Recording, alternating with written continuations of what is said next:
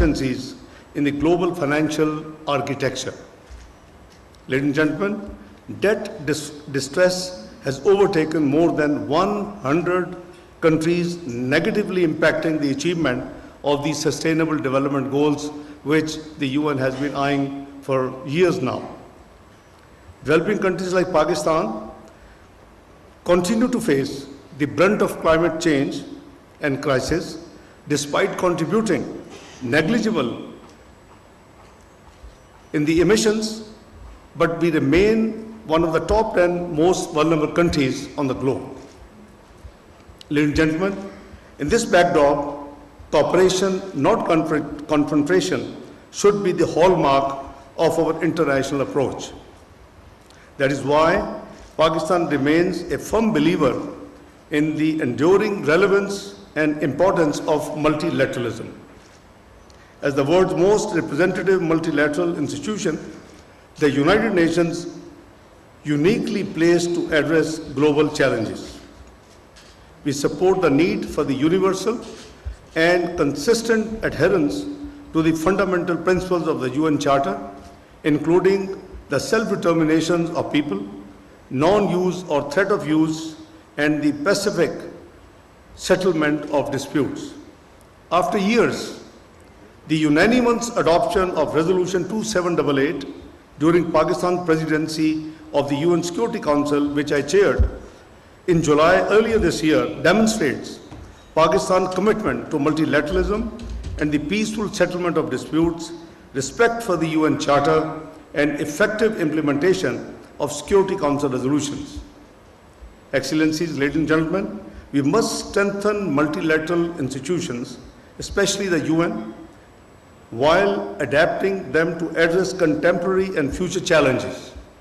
During Pakistan's presidency, we also held a debate as to strengthening of the bond between UN and OIC, which is the second largest multilateral fora on the globe.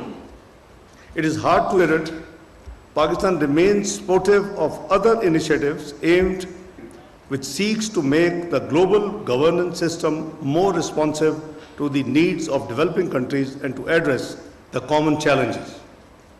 Excellencies, ladies and gentlemen, to strengthen multilateralism, all states, small or large, must accept and respect the principles of UN Charter and international law. To break the vicious cycle of poverty and rising global inequality, we must confront head-on the imbalances in international economic relations. Neither the SDGs nor climate goals can be achieved without international cooperation and strict implementation mechanism.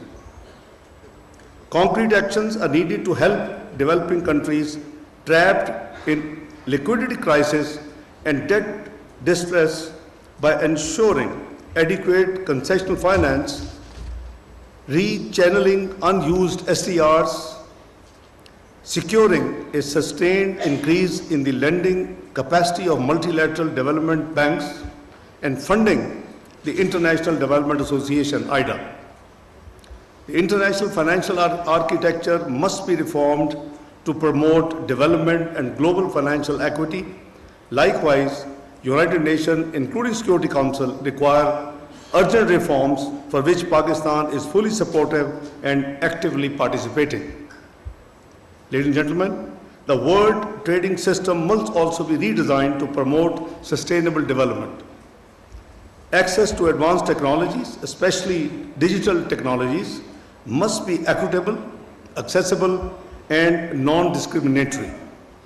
We also need enhanced global climate action and international cooperation to mitigate the negative impacts of climate change based on the established principle of equity and common but differentiated responsibilities and respective capabilities.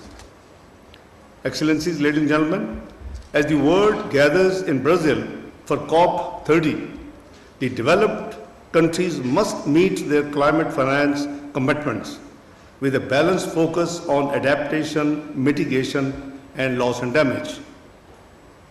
I'm happy to note that the 6th Mergala Dialogue will focus on many of these issues, including the need for greater regional connectivity. Located at the crossroads of South Asia, Central Asia and the Middle East, Pakistan is endowed with rich mineral and natural resources and human resources and enormous economic potential. I could see a slide there, a board which is indicating Pakistan has copper, lithium, and other rare earth materials. I think this is very meaningful.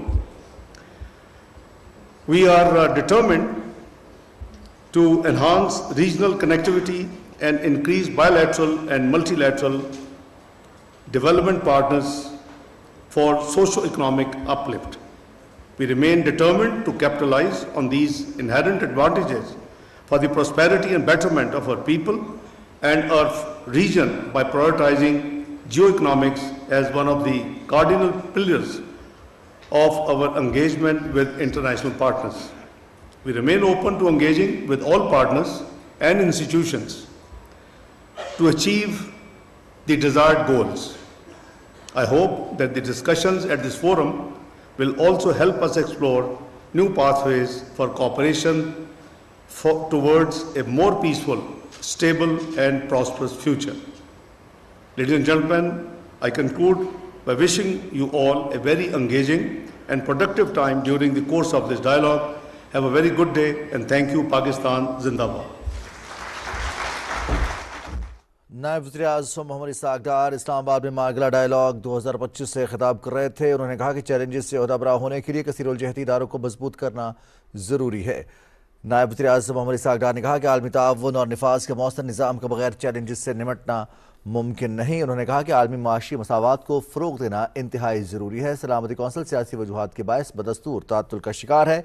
कर्ज़ों के बहरान ने दुनिया के 100 से ज़्यादा ममालिक को मनफी तौर पर मुतासर किया है। नायब वज़ीर-ए-आज़म ने मागला डायलॉग 2025 से खिताब किया।